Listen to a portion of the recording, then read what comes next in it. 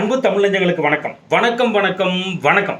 நம்ம குரு பயிற்சி பலன்களை பற்றி பார்த்துட்டு வந்துட்டே இருக்கோம். அந்த வகையில் இப்போ ரிஷபராசி மற்றும் ரிஷபம் லக்னம் இதில் பிறந்தவர்களுக்கு இந்த வைகாசி மாதம் 2026 வைகாசி மாதம் 18ஆம் தேதி, அதாவது 1/6/2026 ஜூன் மாதம் 1ஆம் தேதி திங்கட்கிழமை அன்னைக்கு இரவு 1:50 இந்த கோச்சார குரு பகவான் அவர்கள் மிதுன ராசியில் இருந்து கடகராசிக்கு, தன்னுடைய உச்ச வீடாகிய கடகராசிக்கு பெயர்ச்சி அடைந்து அமர்ந்து இந்த ரிஷபராசி மற்றும் ரிஷப லக்னத்திற்கு எந்த விதமான நற்பலன்கள் மற்றும் பாதக பலன்களை கொடுப்பார் அப்படின்னு பார்க்கலாம்.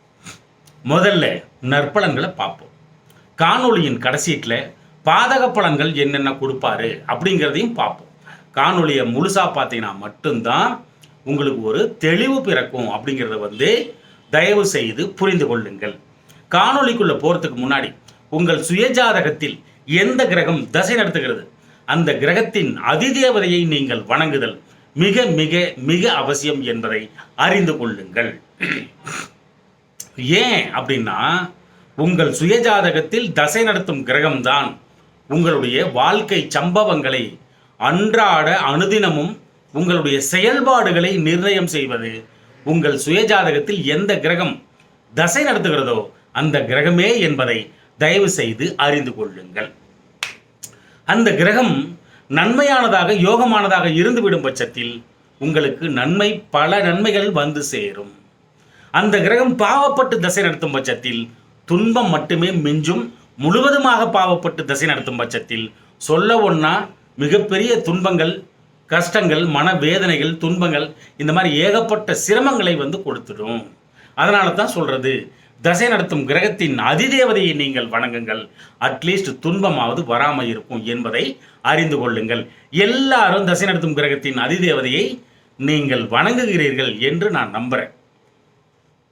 அப்போ இந்த கோச்சார குரு பகவான் கொடுக்கக்கூடிய பலன்கள் எல்லாமே அச்சரம் பிசகாமல் உங்களை சேரும் அப்படிங்கிறத புரிஞ்சுக்கோங்க. இப்போ சொல்ல போகிறது தான் உங்களுக்கு நடந்தேறும் என்பதை அறிந்து கொள்ளுங்கள். பலனுக்குள்ள போவோமா? இந்த கோச்சார குரு பகவான் மிதுன ராசியில் இருந்து கடகராசிக்கு வைகாசி 18/1/2026 அன்று இரவு 1:50 பெயர்ச்சியாகி கடகராசியில் அமர்ந்து எந்த விதமான நற்பலன்களை கொடுப்பார் இந்த ரிஷபராசி மற்றும் ரிஷப லக்னத்திற்கு அப்படின்னா பாருங்க. தன்னுடைய 5ஆம் பார்வையாக உங்களுடைய களத்திரஸ்தானமாகிய 7ஆம் இடத்தை பார்வை செய்கிறார். அப்போ இந்த 7ஆம் இடம் சுபத்துவமாக மாறுகிறது. குரு பகவான் என்னைக்குமே இருக்கும் இடம் பால் என்று மூல நூட்கள் அருளி இருக்கிறது. பார்க்கும் இடங்கள் விருத்தியாகும், சுபத்துவமாக மாறும், நன்மைகள் நடக்கும் என்பது மூல நூட்களுடைய கூற்று என்பதை அறிந்து கொள்ளுதல் வேண்டும். அப்போ இந்த 7ஆம் இடம் 5ஆம் பார்வையாக பார்க்கிறார், விருச்சிக வீட்டை பார்க்கிறார். இந்த 7ஆம் இடம் என்பது என்ன? களத்திரஸ்தானம். ஆண்களாக இருந்தால் மனைவி, பெண்களாக இருந்தால் கணவன் என்று அருளப்படுகிறது. அப்போ இந்த 7ஆம் இடம் திருமணம், அதான் வியாழன் நோக்கம் இந்த வியாழன் நோக்கம், இதுக்கு மட்டும் வியாழனாக மாறிடுவார் குரு பகவான் அவர்கள். அப்போது அந்த வியாழன் நோக்கம் கிடைச்சிருக்குன்னு அர்த்தம் இந்த ரிஷபராசி ரிஷப லக்னத்தில் பிறந்த உங்களுக்கு. அப்போது குரு பகவான் 7ஆம் இடத்தை பார்க்குறாரு, திருமணம் நிச்சயமாக நடந்தேறும். அது மட்டுமல்ல,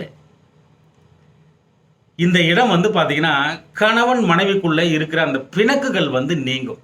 ஏன்னா கணவனோ மனைவியோ பிடிக்காம கருத்து வேறுபாடுகளில் இருக்கும் பட்சத்தில் அந்த கருத்து வேறுபாடுகள் நிச்சயமாக மாறும். உங்கள் கணவன் அல்லது உங்கள் மனைவி நிச்சயமாக உங்களுக்கு தகுந்தாற்போல் மாறுவாங்க. இந்த குரு பயிற்சிக்கு பின்னாடி மாறுவாங்க, சுபத்துவமாக மாறுவார்கள்.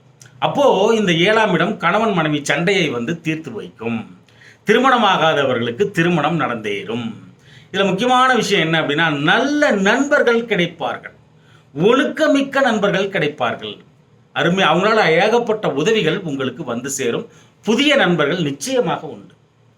மறதி இனிமேல் இருக்காது, ஞாபக மறதி இனிமேல் இருக்காது. நல்ல சாப்பாடு கிடைக்கும். அந்த இடத்துல குரு பகவான் பார்த்தா நல்ல சாப்பாடு நிச்சயமாக கிடைக்கும். அது மட்டுமல்ல, பார்ட்னர்ஷிப் தொழில் தொங்கல்ல இருக்குது, சிக்கல்ல இருக்குது, பிரச்சனைகள் இருக்குது அப்படின்னா அந்த அந்த பிரச்சனைகள் வந்து பார்ட்னர்ஷிப் தொழிலில் சரியாகும். அதே மாதிரி பார்ட்னர்ஷிப் தொழில் சார்ந்த விஷயங்களில் வளர்ச்சியின்மை, நஷ்டமடைந்து கொண்டிருந்த பார்ட்னர்ஷிப் தொழில் வந்து லாபத்தை நோக்கி நிச்சயமாக திரும்பும்.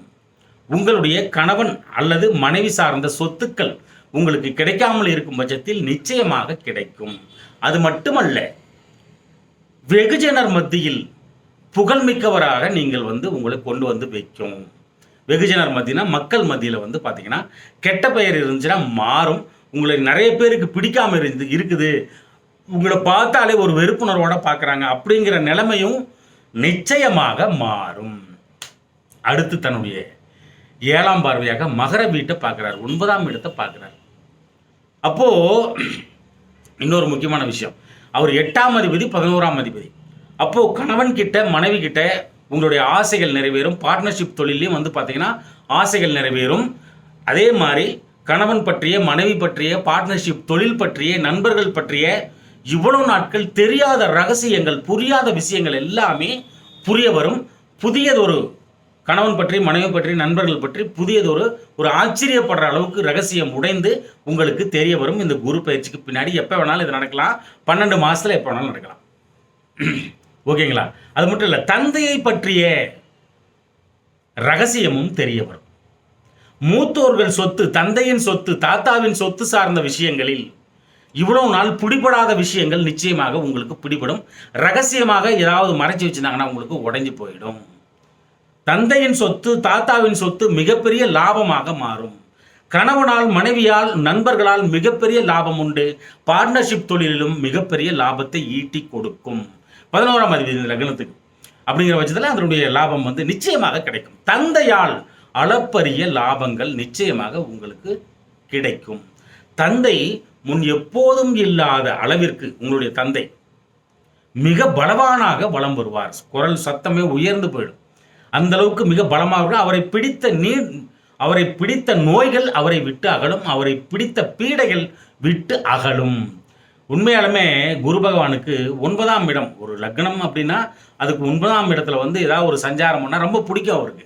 ஏன்னா காலபுருஷ தத்துவத்துக்கு 9ஆம் வீட்டு அதிபதியாக வராரு இல்லையா? அதனாலேயே எந்த லக்னமாக இருந்தாலும் சரி 9ஆம் வீடு அப்படின்னா அவருக்கு ஒரு தனி இன்ட்ரெஸ்ட் வந்து நிச்சயமாக உண்டு. அப்போது வெளிநாட்டில், வெளிமாநிலத்தில், தூர ஊர்களில் கல்வி கற்பதில் இருந்த தடைகள் உடைபட்டு நன்மை உண்டாகும். உயர்கல்வி, மேற்கல்வி, பட்டய படிப்பு இது சார்ந்த சிக்கல்கள் உள்நாட்டிலும் சரி சிக்கல்களை சந்தித்து கொண்டிருக்கும் பட்சத்திலும் அந்த சிக்கல்களும் விடைபெறும். நிச்சயமாக சிக்கல் உடைவிட்டு நன்மை உண்டாகும். மிகப்பெரிய அதிர்ஷ்டம் அந்த 9ஆம் இடம் அப்படிங்கிறது வந்து பார்த்தீங்கன்னா ஏமாற்றாத ஒரு பாவகம் ஒரு லக்னத்துக்கு இருக்குது அப்படின்னா அது 9ஆம் பாவகம் தான். ஆனால் இந்த ரிஷப லக்னத்துக்கு என்ன சொல்லி வச்சான்? பாதக ஸ்தானம்னு சொல்லி வச்சான். எந்த அப்பா மகனுக்கு வந்து பாதகம் நினைப்பான்? அந்த மாதிரி பாதகம் நினைச்சா அது வேற. இவங்க சுயஜாதகத்தில் அந்த வரம் வாங்கி வந்திருக்கணும். அப்போ தான் அந்த மாதிரி பாதகமாக நினைப்பாங்க.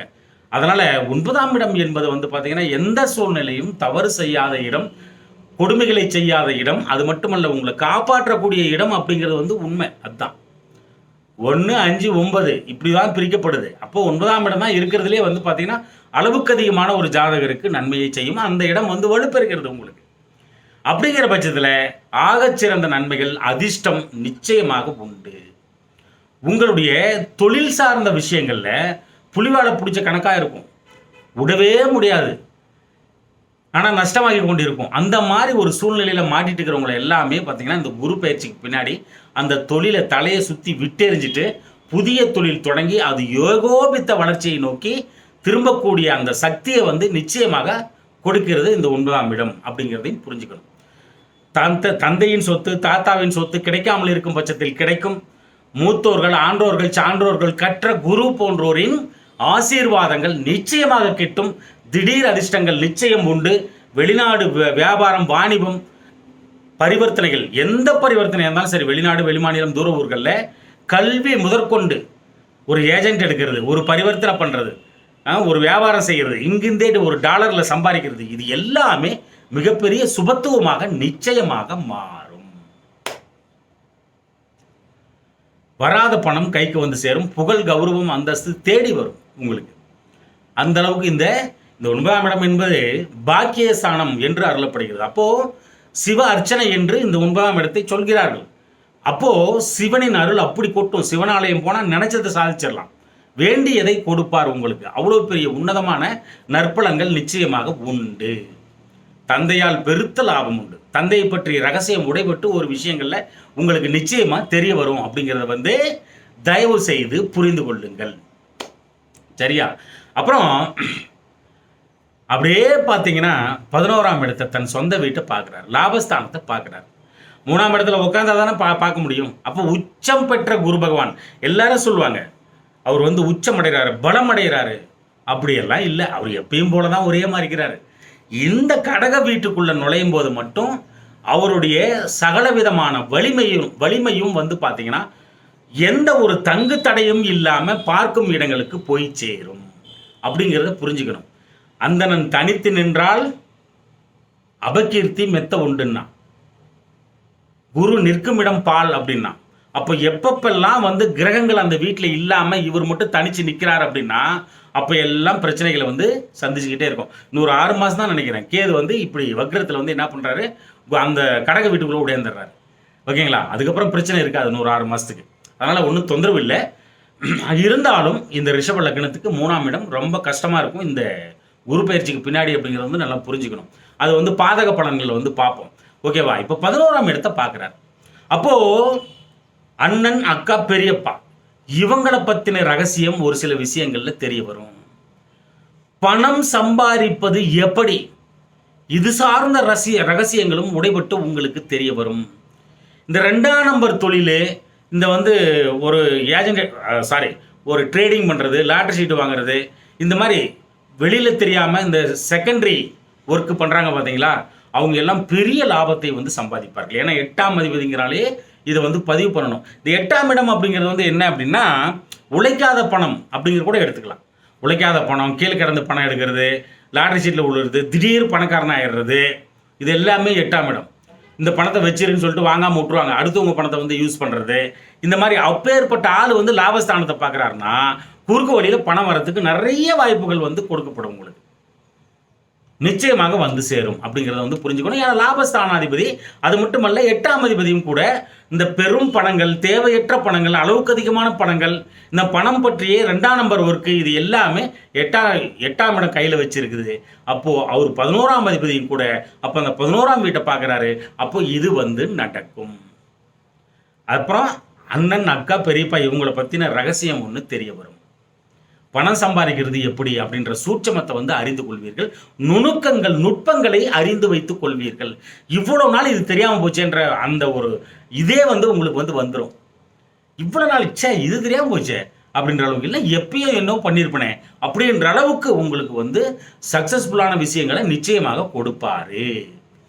இந்த 11ஆம் இடம் என்பது பார்த்தீங்கன்னா மிகப்பெரிய ஆசை, மிகப்பெரிய குறிக்கோள், மிகப்பெரிய லட்சியம்.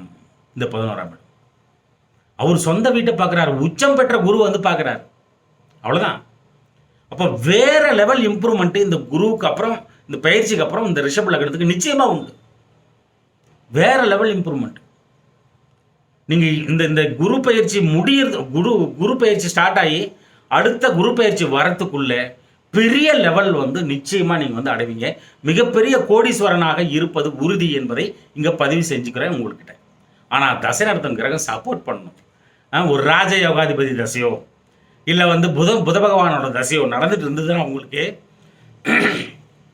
இல்லை ஒரு சுபத்துவம் பெற்ற கிரகம், ஆகச்சிறந்த சுபத்துவம் பெற்ற கிரகம் தசை நடத்திட்டு இருந்தாலோ நிச்சயமாக உங்களுடைய நிலைமை கண்டிப்பாக மாறும்.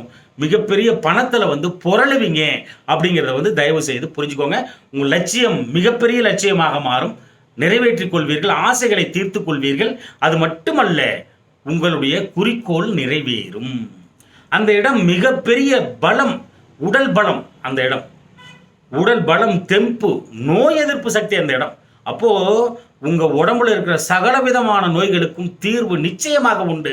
கடன்கள் அடைப்படும், தொழில் வளர்ச்சி அமோகமாக இருக்கும். தொழில் வளர்ச்சி, கடன்கள் அடைபடும். நிம்மதி அப்படின்னா இந்த 11ஆம் இடம் ஆசை இருக்கு இல்லையா, அப்போ அது சார்ந்த நிம்மதி அப்படிங்கிறது வந்துடும். இந்த குரு பயிற்சிக்கு பின்னாடி. நிச்சயமா ஒர்க் அவுட் ஆகுமா? நிச்சயமா ஒர்க் அவுட் ஆகும். தசாக நடத்துகிற கிரகம் சப்போர்ட் பண்ணால் போதும், மிகப்பெரிய லெவலுக்கு நீங்கள் வந்துடுவீங்க அப்படிங்கிறத புரிந்து கொள்ளுங்கள். அப்புறம் அந்த இடம் பார்த்தீங்கன்னா 11ஆம் இடம் மிகப்பெரிய தலைமை தாங்கும் தகுதி. அப்போ உயர் பதவி, மேற்பதவி, பட்டய பதவி இது எல்லாம் கிடைக்கும். இது எல்லாமே கிடைக்கும். தலைமை தாங்குற தகுதியே உங்களுக்கு வந்து சேரும். உங்களை பார்த்தாலே பயப்படுவான் அத்தனை பேரும். அந்த லெவலுக்கு பர்ஃபெக்ஷனாக அந்த இடம் 11ஆம் இடம் ஒர்க் ஆகும். அவ்வளோ பெரிய 9ஆம் பார்வையை பார்க்குது, மிகப்பெரிய சுபத்துவமாக மாறுது.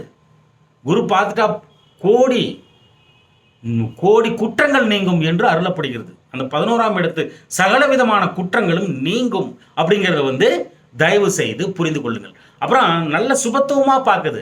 அப்போ அன்பு மிக்க, மரியாதை மிக்க காதல், ஒரு நலம் விரும்பிகள், ஒரு நல்ல நண்பி, ஒரு நல்ல நண்பன் நிச்சயமாக உங்களுக்கு கிடைப்பாங்க.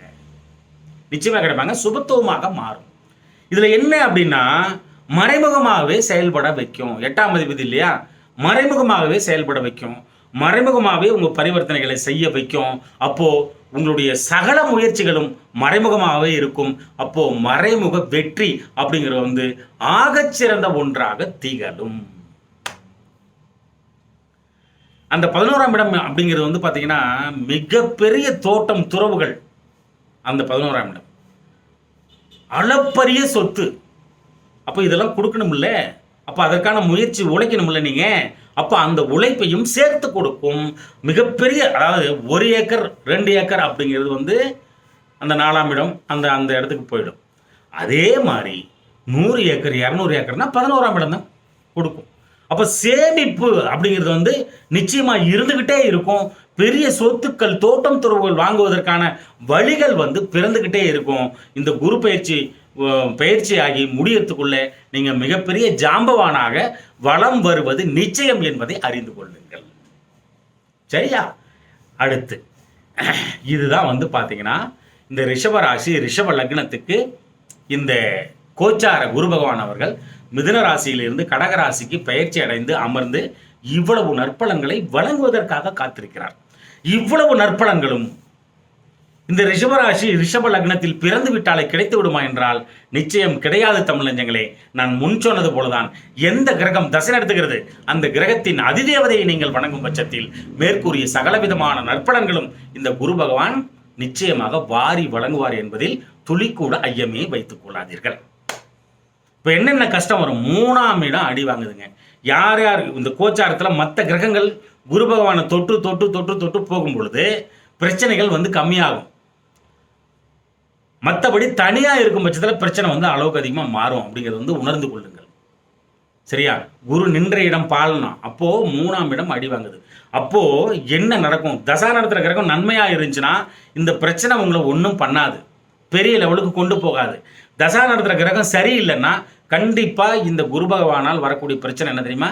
முதல்ல தம்பி, தங்கச்சி, சித்தப்பா இவங்ககிட்ட கவனமாக இருக்கணும். ஒரு டிஸ்டன்ஸ் வச்சு பழகணும். தேவையில்லாமல் அளவுக்கு அதிகமாக முன்ன போனீங்க கண்டிப்பாக பிரச்சனை வந்துடும் அவங்க கூட. தகவல் அப்படிங்கிறது இந்த 3ஆம் இடம். அப்போது தவறான தகவலை நம்பி ஏமாறுதல் நடக்கும். பொய்யான தகவல் உங்ககிட்ட காதில் போட்டு அதை நம்பி ஏதாவது இன்வெஸ்ட் பண்ணுறதோ இல்லை காசை கொடுத்துறதோ மாட்டிப்பீங்க. கவனமாக இருக்கணும். கையெழுத்து போடணும் அப்படின்னாலே பார்த்து பார்த்து செய்யணும், இல்லைன்னா மாட்டிப்போம். ஒரு முறைக்கு 100 முறை படித்து பார்த்து தான் கையெழுத்து போடணும். பொய்யான பத்திரங்கள், பொய்யான புரட்டான ஒப்பந்தங்கள் இதெல்லாம் நடந்து போகிறதுக்கு வாய்ப்புகள் உண்டு. கவனமாக இருக்கணும். ஒரு ஒப்பந்தம் பண்ணணும், ஒரு ஏஜென்ட் எடுக்கணும், ஒரு குத்தகை எடுக்கணும் அப்படின்னா ஏமாந்து போயிடுவீங்க. கவனமாக இருக்கணும். ரியல் எஸ்டேட் பண்ணுறவங்களும் ரொம்ப ரொம்ப கவனமாக இருக்கணும் அப்படிங்கிறத உணர்ந்து கொள்ளுங்கள். தகவல் தொழில்நுட்பம் இந்த இடம் டோட்டலாக பார்த்தீங்கன்னா தகவல் தொழில்நுட்பம் இந்த ரிஷபராசி ரிஷப லக்னத்துக்கு மொத்தமாக அடி வாங்க காத்திருக்குது. கவனமாக இருக்கணும். எப்பப்பெல்லாம் தனிச்சு குரு இருக்கிறாரோ அப்பப்பெல்லாம் அடி வாங்கும். அது மட்டுமல்ல, அவர் நின்ற இடம் 3ஆம் இடம். அப்போ அந்த இடம் வெயிட்டேஜ் ஓவர், ஒரு இறுக்கம் உருவாயிடும். ஒரு டைட்டு, ஒரு டென்ஷன், ஒரு பிபி இது எல்லாமே உருவாகும். அப்போது தகவல் தொழில்நுட்பத்தில் யாரெல்லாம் இருக்கிறீங்க, ஐடி துறை மொத்தமாகவே செல்போன் முதற்கொண்டு computer, data analysis, advance technology இதெல்லாம் எந்த துறைகளில் யார் யாரெல்லாம் வேலையோ தொழிலோ பண்ண ரொம்ப கவனமாக இருக்கணும். எல்லாம் மொத்தமாக அடி வாங்கிடும். பாகப்பிரிவினை, பங்கு பிரிப்பதில் பிரச்சனை, பங்காளி சண்டைகள் இதெல்லாம் அதிகமாகும். கவனமாக இருக்கணும். இது சார்ந்த கோர்ட்டு கேஸ் வம்பு வழக்குகளுக்கு சந்திச்சே சேரணும். கவனமாக இருங்கள், கவனமாக இருங்கள், கவனமாக இருங்கள். இதெல்லாம் உங்களுக்கு வரக்கூடாது அப்படின்னா ஒரே விஷயம்தான். குரு பகவானை வியாழக்கிழமைனா சந்திச்சிடணும். கொண்டக்கடையில் பதார்த்தம் பண்ணி படைச்சி பூஜித்து எல்லாருக்கும் பிரசாதமாக கொடுக்கணும். அப்படியே சனி பகவானுக்கு ஒரு எல்லை நிலை தீபம் ஏற்றிட்டீங்கன்னா உங்களை வீழ்த்துவதற்கு இன்னொருவர் பிறந்துதான் வர வேண்டும். தமிழ் நெஞ்சங்களே, அன்பு தமிழ் நெஞ்சங்களே, இந்த கருத்துக்களை நன்றாக மனதிற்குள் உள்வாங்கி வாழ்க்கையில் கடைபிடித்து மேன்மேலும் முன்னேறி பல்லாண்டு வாழ்கவன எனது தமிழ் பெரும்பாட்டன் முருகனை நானும் வேண்டிக் கொள்கிறேன். நன்றி அன்பு தமிழ் நெஞ்சங்களே, நன்றி.